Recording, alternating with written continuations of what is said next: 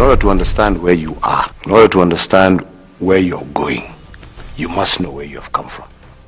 And once you have understood where you've come from, then you're able to better visualize where you want to be.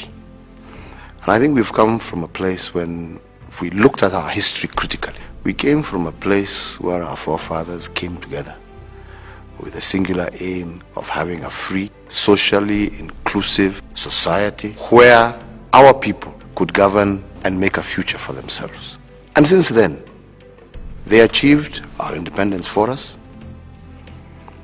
But then we have to also acknowledge that once we got that independence, we somehow did not internalize that independence as a Kenyan independence. We internalized it as an ethnic independence.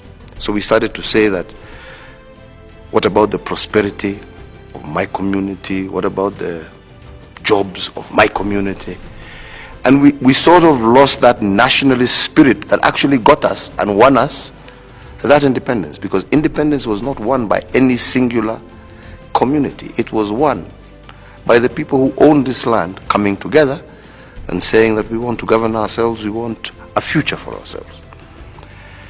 And unfortunately, I believe that that politics, especially that politics that took place after the first 10 or so years of our independence, resulted in a situation where, rather than cohese as Kenyans, we cohesed as ethnic communities.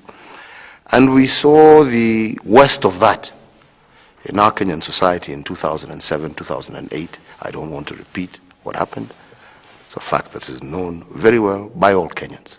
It is time for us to change the Kenyan narrative. It is time for us to stop thinking as who we are and where we have come from in terms of our ethnicity, our religion, our color.